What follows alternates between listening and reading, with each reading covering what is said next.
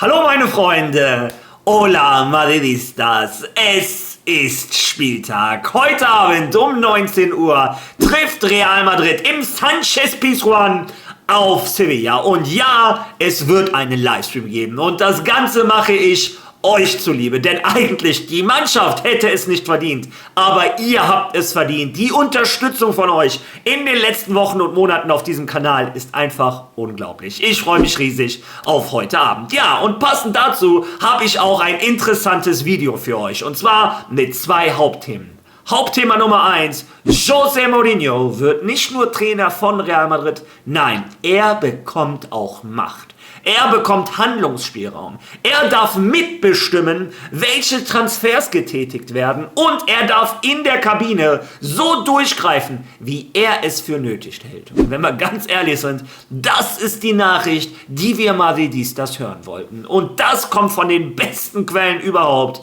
Unter anderem Fabrizio Romano. Ja, und das große zweite Hauptthema in diesem Video. Toni Kroos hat sich geäußert zu Arda Güler.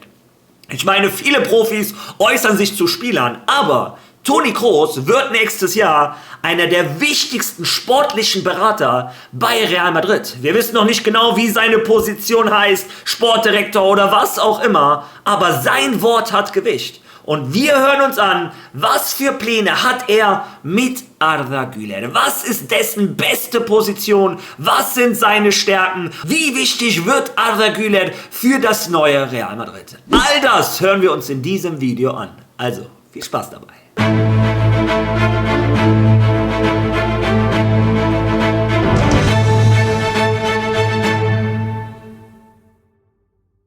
Ja, starten wir mal in dieses Video damit, dass ich die Schere hebe. Und zwar, ihr erinnert euch daran, dass ich vor einigen Wochen euch den Bericht gezeigt hatte von einem Ramón Álvarez de Mon mit einem Maroto, die berichtet haben, ein Toni Kroos soll in Real Madrid die Fühler ausstrecken für einen Jürgen Klopp. Er soll ihn quasi anhauen, weil das gute Freunde sind, ob er sich den Trainerposten vorstellen kann. Ja. Und das hat Toni Kroos gestern auf Twitter dementiert. Er hat es als Lüge dargestellt. Ramón Álvarez de Mon wollte sich danach noch ein bisschen entschuldigen und hat gesagt, ja, die Information war ja nicht von mir, die Information war von Maroto, ich habe die nur geteilt.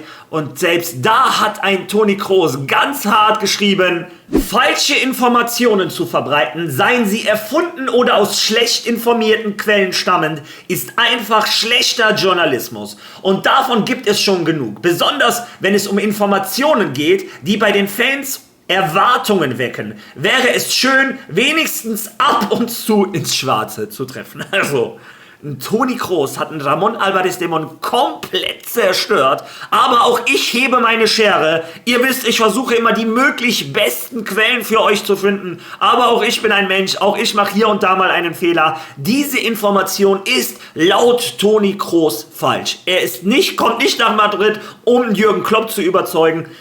Wenn er überhaupt nach Madrid kommt, inzwischen traut man sich ja gar nichts zu sagen, bevor er mich auf Twitter zerstört. Nein, wie gesagt, soll sportlicher Berater werden, unter anderem auch von dem Fabrizio Romano bestätigt. Ja, und ich persönlich werde in Zukunft auch bei einem Ramón Álvarez de Mon öfter mal draufschauen, ob die Information tatsächlich seine ist oder von einem Dritten an ihn weitergegeben wird, denn im Endeffekt muss ich Ramón Álvarez de Mon ein bisschen in Schutz nehmen. Seine eigenen Informationen, wenn der nicht die von anderen teilt, sind eigentlich fast immer korrekt, gut recherchiert. Naja, und wir wissen, er hat gute Quellen bei Real Madrid. Trotzdem, da muss ich auch einfach mal die Schere heben. Ja, kommen wir jetzt zu einem anderen Thema, was gestern die Welt des Fußballs ein bisschen erschüttert hat, was den Madridismo ja nicht mehr ganz betrifft, ein bisschen schon. Und zwar, Xabi Alonso wird neuer Trainer von Chelsea.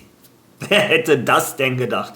Als er Real Madrid verlassen hat, war ich mir eigentlich zu 99% sicher, sein nächster Verein wird Liverpool. Vor allem, weil Liverpool ja auch keine gute Saison in der Premier League gespielt hat und Xabi Alonso ja eine Vergangenheit bei den Reds hat. Und jetzt aus heiterem Himmel, naja, in den letzten Wochen hat sich das schon ein bisschen angedeutet, wird er neuer Trainer von Chelsea. Ja, und ich habe zwei Gedankengänge. Gestern habe ich auch einen Tweet dazu formuliert. Ich sage ganz klar, Xabi Alonso, ich wünsche ihm jeden sportlichen Erfolg. Er kann mir immer noch nur leid tun, ja, für diese Horrormonate, die er in Real Madrid durchleben musste. Eine Vereinsführung, die ihn nicht unterstützt hat. Spieler, die ihm auf der Nase herumgetanzt sind. Spieler, die keinen Bock auf ihn und seine Taktik und sein Trainerteam hatten. Spieler, die bei Videoanalysen eingeschlafen sind. Ja, ganz einfach für den Kindergarten, den er bei Real Madrid durchleben musste, und ich drücke ihm beide Daumen. Ab sofort bin ich ein Blue in England, drücke ihm natürlich die Daumen. Abgesehen von Liverpool finde ich auch ganz sympathisch, muss ich ehrlich zugeben. Ja, wie dem auch sei, immer dann, wenn Xabi Alonso nicht gegen Real Madrid spielt, drücke ich ihm die Daumen. Mein großer Wunsch ist und bleibt, dass er bei Chelsea zeigt, was er drauf hat, dass er mit Chelsea sehr erfolgreich ist. Und weiß Gott, vielleicht eines Tages zu Real Madrid zurückkehrt, weil meiner Meinung nach ist sein Job bei Real Madrid noch lange nicht finished. Also, das ist meine persönliche Meinung. Herzlichen Glückwunsch, viel Glück, Xabi Alonso. Ja, und dann kommen wir jetzt endlich zu Real Madrid, denn heute ist für den Madridismo ein wichtiger Tag. Nicht wegen der ersten Mannschaft, sondern wegen Real Madrid Castilla. Die haben heute um 17 Uhr ein Spiel gegen Arenas Club. Und zwar, ich zeige euch die Tabelle, oder ihr seht die Tabelle. Wie ihr seht, es sind nur noch 2 Spieltage und Real Madrid Castilla hat 2 Punkte Vorsprung auf Baracaldo und Ponferradina. Ja, alles andere als ein Sieg wäre quasi eine Katastrophe. Ich unterstütze die Jungs. Die sollen es unbedingt in diese Playoffs schaffen. Es wäre ein absoluter Traum. Der Fußball in Spanien zwischen der 2. Liga und der 3. Liga sind fußballerische Welten. Und ich meine nicht unbedingt die Stärke, sondern die Art und Weise, wie Fußball gespielt wird. Ich glaube, der Fußball der 2. spanischen Liga, ein technisch starker, ein attraktiver, moderner Fußball, macht viel mehr Sinn für ein Real Madrid Castilla als die 3. Liga. Da sind oftmals nicht nur die Plätze schlecht, sondern da geht es viel mehr um körperliche Härte, um Zweikämpfe, Luftduelle etc. als in der 2. Liga. Ich glaube, der Fußball der 2. Liga, ja, der passt viel besser zu Real Madrid Castilla. Ich drücke den Jungs natürlich die Daumen. Solltet ihr dieses Spiel nicht schauen können, keine Sorge, morgen berichte ich euch natürlich, was passiert ist. Ja, wenn wir schon mal bei Real Madrid sind, kommen wir jetzt zu einem der Hauptthemen, und zwar José Mourinho. Wir alle sind uns inzwischen sicher, er wird der neue Trainer von Real Madrid. Er hat auch gestern sein letztes Spiel bei Benfica gespielt. In der Pressekonferenz wurde er gefragt. Einmal hat er sowas gesagt wie, ich bleibe zu 99% Benfica-Trainer. Und ich dachte schon, was ist hier los? Aber kurz danach hat er auch gesagt, ja Leute, ich habe letztens gesagt, ich führe keine Gespräche mit Real Madrid oder dem Vorstand. Aber wir sind ja alle nicht dumm. Jorge Mendes, mein Berater, der spricht mit Real Madrid. Und ich werde nächste Woche mit Real Madrid sprechen und werde dann meine Entscheidung fällen. Ja, Fabrizio Romano oder jede Zeitung in Spanien, habe ich euch gestern schon berichtet, geht viel weiter und sie sagen, das ist schon unterschrieben. Eine Nicolo Schira hat sogar geschrieben, es ist done deal, es ist schon erledigt. Ja, aber einer der Gründe, warum es wohl auch ein done deal ist, weil ein José Mourinho, ja, das bekommt, was er will. Er weiß, die Kabine bei Real Madrid ist komplett am Tiefpunkt. So wie man hört, hat er bereits mit einigen Spielern aus der Kabine von Real Madrid gesprochen. Und er weiß, wenn er das irgendwie reparieren will, dann klappt das nur, wenn keiner reinredet, wenn sich keiner einmischt, wenn keiner Druck macht und sagt, hör mal, mach was du willst, aber Kylian Mbappé muss immer spielen und ein Vini und ein Bellingham, ansonsten kannst du machen, was du willst, weil dann hat ein José Mourinho Handfesseln, dann kann jeder dahin kommen, dann wird keiner diese Kabine wieder auf Vordermann bekommen oder ja, diese Kabine wieder dahin bekommen, wo es die Fans von Real Madrid verdient haben. Ja, und José Mourinho war das klar und das hat er anscheinend in den Verhandlungen mit Real Madrid auch klar gemacht. Er macht es nur, wenn er diese Macht bekommt. Ja, bekommt er diese Macht oder nicht? Ich habe 2 Clips für euch. Einmal von El Larguero und einmal von Fabrizio Romano selber. Hört da einmal rein. Dass Mourinho nach Madrid gehen wird, falls Madrid Mourinhos Bedingungen akzeptiert. Mourinho kennt Madrid, Mourinho weiß, wie es ist, Trainer von Madrid zu sein.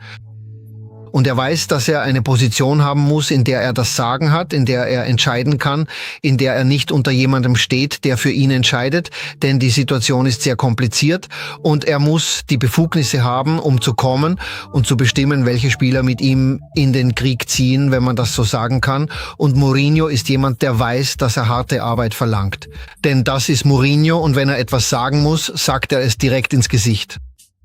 Also Carrick bleibt, Xabi Alonso zu Chelsea.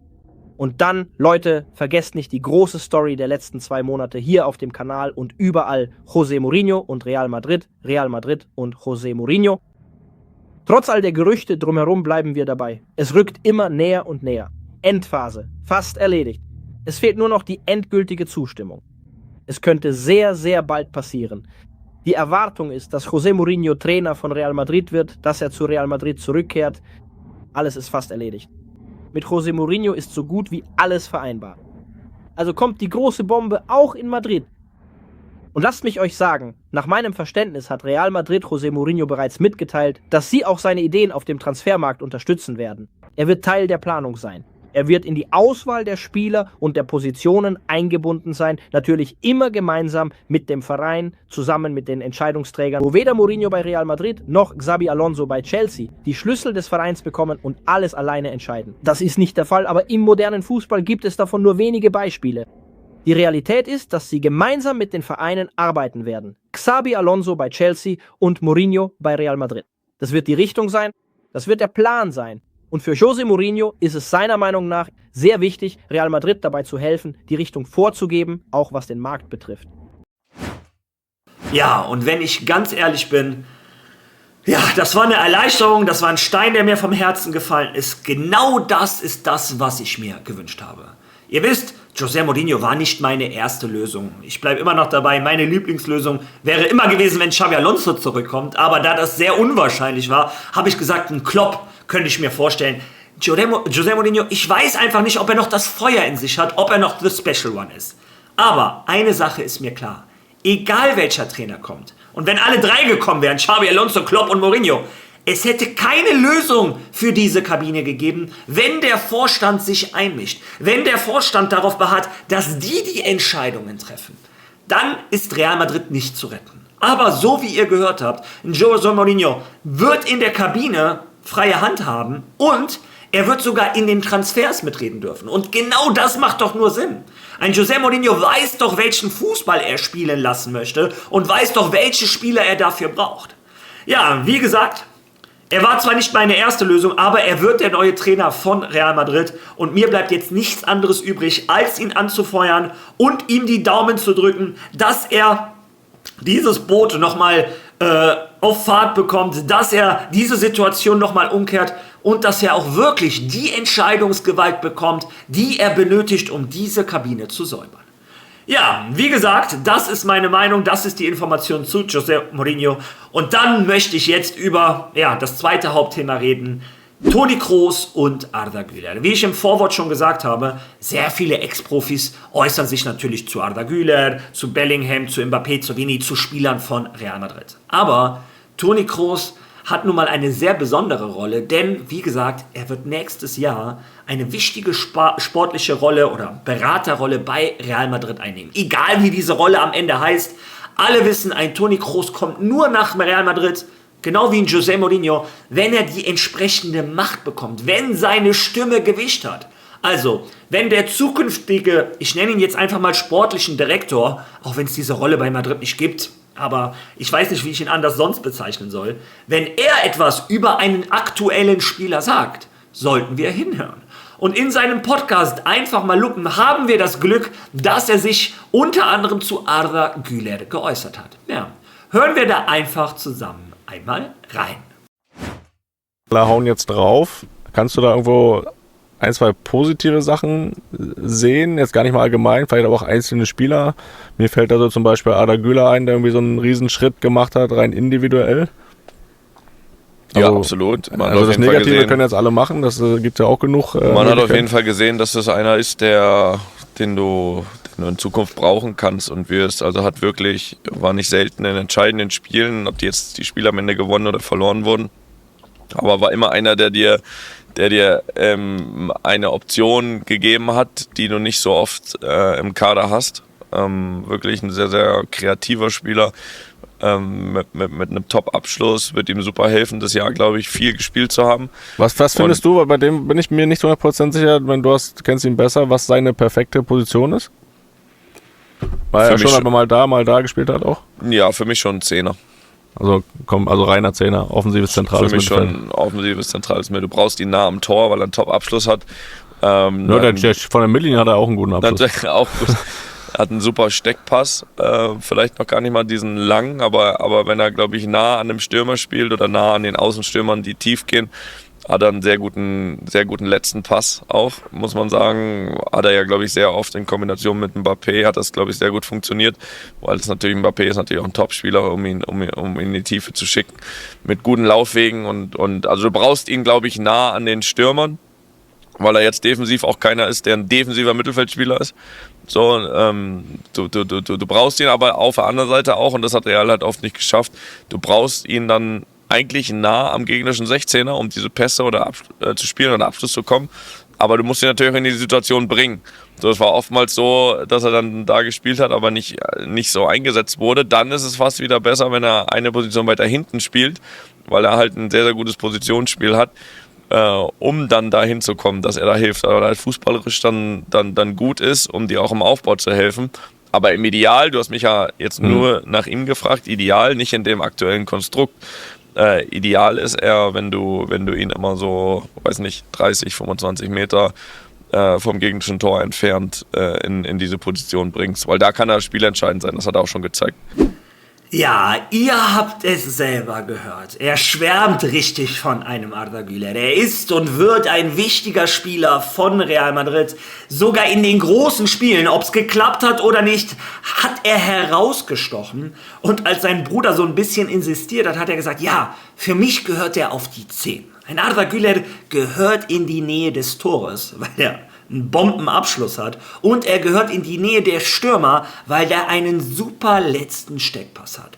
Und er hat auch erklärt, und das fand ich sehr interessant, das haben wir selber alle gesehen, ein Arda Güler wurde viel zu selten in diese Rolle von Real Madrid reingebracht. Immer wieder musste der Türke zurück sich fallen lassen, weil er auch ein gutes Stellungsspiel hat. Also Toni Kroos hat wirklich nicht aufgehört, von ihm zu schwärmen. Weil er auch ein gutes Stellungsspiel hat und dann geholfen hat, den Ball halt nach vorne zu bringen. Ja, und wenn man das alles hört, wie der zukünftige sportliche Berater von Real Madrid von Arda Güler schwärmt, und man dann noch bedenkt, Arda Güler hat in dieser Saison schon 6 Tore und 14 Assists. Das ist ja schon ein Monster. Aber wir wissen ja, bis zu seiner Verletzung, ich weiß gar nicht, ob die Zahlen sich seitdem großartig geändert haben, aber bis dahin war er auf jeden Fall in La Liga und in der Champions League der Spieler, der die meisten Torchancen kreiert hat. Also überlegt mal, seine Mitspieler hätten diese kreierten Torchancen auch genutzt. Über was für Statistiken würden wir denn da bitte reden?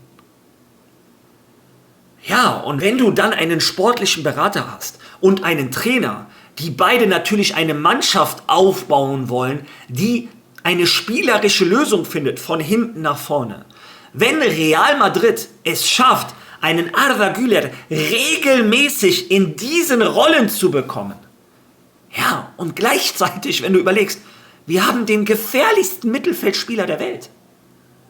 Ja, und diese Kombination macht mir persönlich riesen Hoffnung für die Zukunft.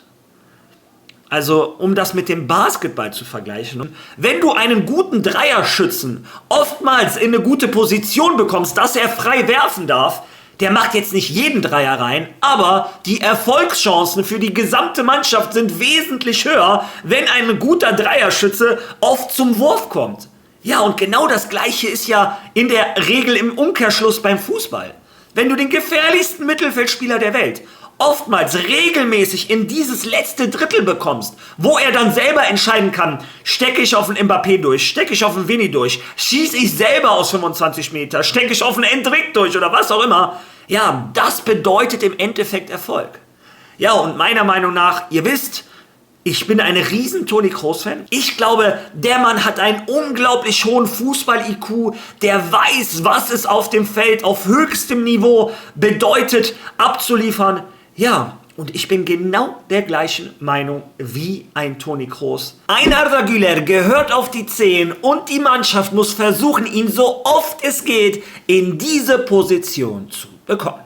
Ja, jetzt bin ich gespannt, was deine Meinung ist rund um die Position von Arda Güler. Gehört er deiner Meinung nach auf die 10? Wenn ja, dann hype dieses Video. Dann lass einen Kommentar da und gib dem Video auch ein Like. Wenn du schon mal da bist, kannst du natürlich auch den Rest des Videos kommentieren. Was sagst du zu José Mourinho, Xabi Alonso und. Und es wäre natürlich auch nett, wenn du ein Follow da lassen könntest. Wir sind knapp vor den 30.000, würde den Kanal unglaublich unterstützen. Und ich würde vorschlagen, wir sehen uns heute Abend wieder. Also, bis dahin. A la Madrid!